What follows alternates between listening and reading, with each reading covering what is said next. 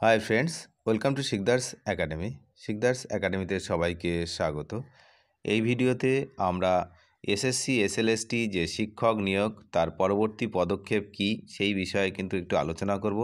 কত নম্বর পেলে ইন্টারভিউতে ডাকবে এসএসসি তার একটা আইডিয়া নেওয়ার আমরা চেষ্টা করব। আপনারা জানেন যে লিখিত পরীক্ষার ফল প্রকাশিত হয়েছে।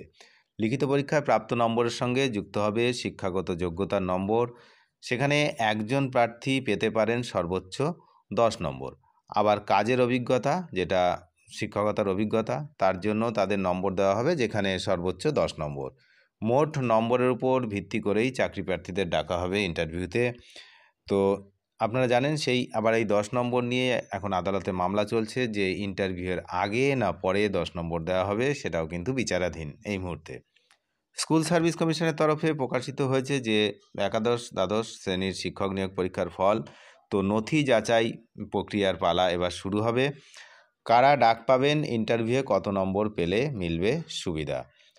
এসএসসি সূত্রের খবর, মোট 80 নম্বরের ভিত্তিতে তৈরি করা হবে ইন্টারভিউ ও ভেরিফিকেশনের তালিকা।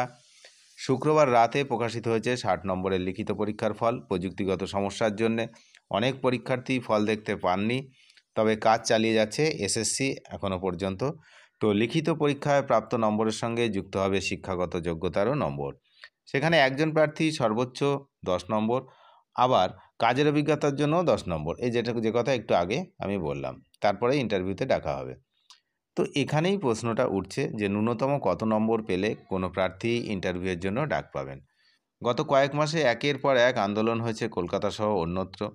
2016 শিক্ষক নিয়োগের প্যানেল বাতিল হওয়ার পর যোগ্য চাকরিহারা ফের পরীক্ষায় বসেছেন গত অক্টোবর মাসে। 31শে ডিসেম্বরের মধ্যে কিন্তু নিয়োগ প্রক্রিয়া শেষ করতে বলা হচ্ছে, এটা কিন্তু সুপ্রিম নির্দেশ রয়েছে। কিন্তু এর মধ্যেই বঞ্চনার অভিযোগ তুলেছেন 2025 এসএসসি টেট পরীক্ষার নতুন পরীক্ষার্থীরা।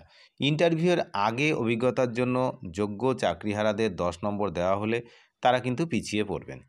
অভিযোগ তুলে হাইকোর্টে দ্বারস্থ হয়েছেন। সেই মামলার নিষ্পত্তি না হলে নিয়োগ প্রক্রিয়া ফের থমকে যেতে পারে বলেই কিন্তু আশঙ্কা করা হচ্ছে।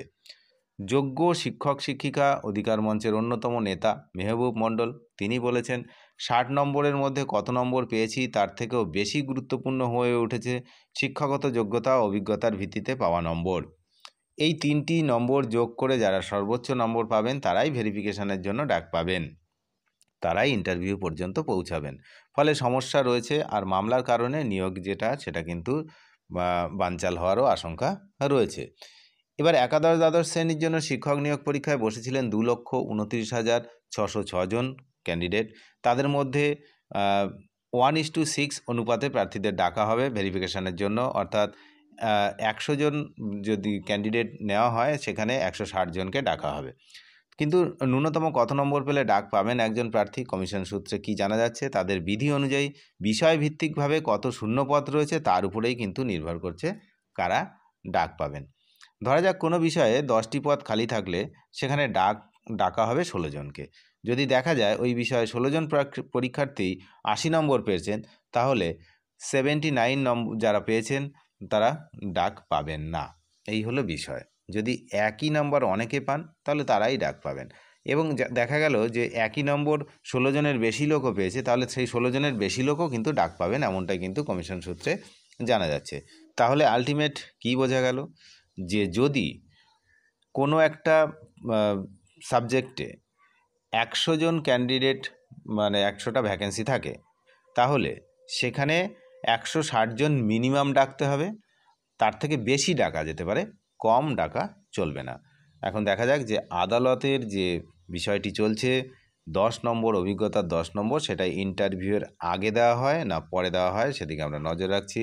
আপনারাও নিয়মিত নজর রাখতে অবশ্যই চ্যানেলটিকে সাবস্ক্রাইব করে সঙ্গে থাকবেন। ধন্যবাদ।